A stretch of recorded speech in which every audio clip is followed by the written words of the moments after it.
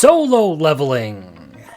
Yeah, sad to say that those video sales don't exactly look good for the show. But this isn't about the financial success of the series, it's about the quality of the anime. And for what it's worth, I got what I wanted out of it. You see, Solo Leveling made some waves in the anime community as one of the more popular manhwa, which is a term for Korean comics, to receive an anime adaptation alongside A Returner's Magic Should Be Special. You can see how well that one turned out on my channel here.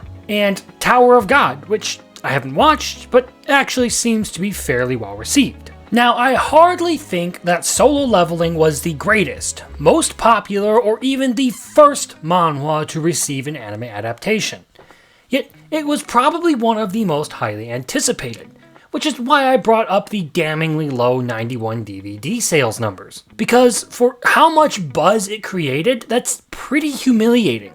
It performed worse than The 100 Girlfriends, and that was a niche parody of harem romance anime. Solo Leveling was right up Main Street with its very shonen battler-esque story and style. This should have been a huge win for A1 Studios, especially as it actually was a very good anime. So how exactly did this happen? Well, to understand, you kinda have to know what the whole anime is about. Solo Leveling is the story of Sung Jin-woo, the world's weakest hunter.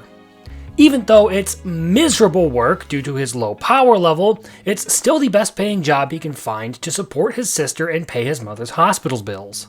And that pressure leads to him being the deciding vote to delve deeper into a mission than he actually had to. The encounter thereafter devastates the hunters involved in it, and Jinwoo is left behind as a sacrifice so that the remaining few can escape, since he's critically injured. But through the act of some unknown entity, Jinwoo is given a second chance by becoming the player. And from there, his journey then goes from barely making enough to scrape by, to quickly rocketing up the ranks all the way to the top of the strength chart. He tries to keep it a secret at first, though, and it starts to create problems for him as more and more instances pile up around him that just don't make sense.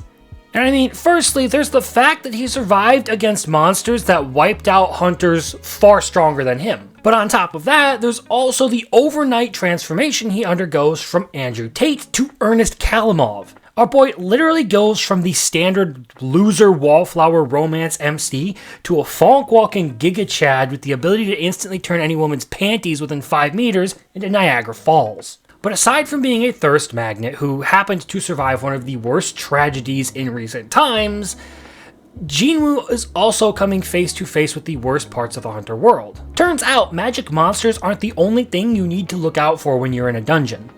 The more powerful a hunter is, the more he can generally get away with.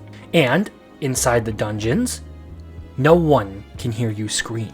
In one case, a man named Hwang Dong Suk tries to set Jinwoo up to die in a dungeon.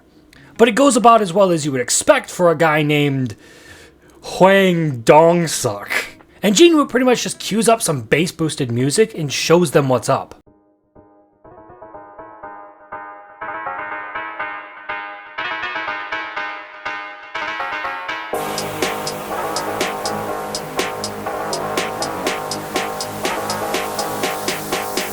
Please stop.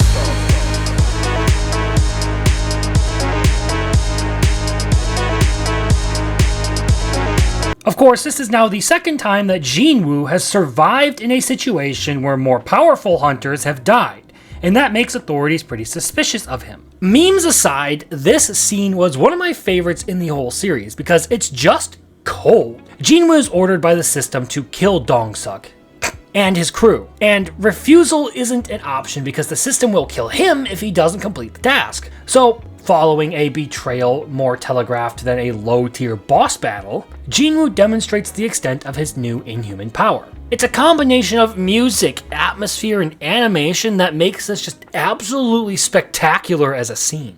I think A1 really did nail it with this. And that generally goes for a lot of the big battle scenes. They're really well done. The issue is, it's hard to really attach it to something because Solo Leveling lacks a major showing of theme in this first season. I say that because I got into it with a guy while the show was still airing about how this is based on something to do with gods and all that, to which he brought up the quote on the stone tablet in the throne room where Jinwoo was sacrificed to God. The fact is, though, that it lacks a strong connection to that theme outside of Jinwoo making comments about how slowly he's becoming inhuman as he gains more power. This is only further complicated by the lack of truly compelling characters in the cast. The only one who even seems remotely fleshed out is Jinwoo himself, and the guy putting his life on the line to provide for his comatose mother and his younger sister really should be. But aside from that, literally none of the other characters show me something worth my attention. They're shallow to the point of me largely forgetting their names even after enjoying the anime a lot. Many of them aren't even around for that long, which means not only are they lacking the reason to stick in my memory, they lack the time to do so as well. Most of the people in this story are either entirely bystanders who don't matter in the long run, or they're shitty people who end up regretting their actions in their final moments of life. This means that, in the absence of theme, rich storytelling, and compelling characters, the only thing left to really keep people invested is the superficial aspect of the anime, the fight scenes. Now, you can correct me if I'm wrong on that, but regardless of what the actual theme or message is, the fact of the matter is that the first part of the story, and I've read all the way up to the end of Jeju Island, feels like nothing more than a power fantasy that tries to be edgy by corrupting an otherwise good-natured main character as he acquires more power. Whatever theme it tries to play at is largely missing from the story, and it feels like it's just Jinwoo flexing on people. And that's really my big complaint about Solo Leveling as a whole. Perhaps I'm just not far enough in. Perhaps this is one of those ultra slow burn series that rolls out into something far greater. But for now, it doesn't seem like it's much more than a simple power fantasy with really good animation and a simple but efficient story. And there is absolutely nothing wrong with that. But if you're just out for simple fun, don't be surprised when it doesn't stick around for more than a moment. And I think this is probably the biggest reason people didn't show up for the DVD sales. Now, that is DVDs. I'd like to see what the Blu-rays do, but the fact is that monetization of a series comes from the merchandise sales like source material books, clothing, video sets, and so on. Solo Leveling garnering a measly 91 DVD sales in the first week might not be as indicative of a failure as it seems, but it does kind of show the trend of the series. Obviously, it was popular enough to inspire an anime adaptation, but it's hard to deny that this getting outdone by a creepy ecchi anime, look, all I'm saying is that gushing over magical girls isn't for me. That's all I'm saying about it. Kind of proves that whatever this story is supposed to be, this anime isn't. Still, I think the right way to approach this series is from the viewpoint of fun action and good animation, because those two things certainly don't disappoint. The final battle of the season is one of the better fights I've seen in anime in a while, and A1 really killed it. Visually speaking, Solo Leveling is absolutely stunning.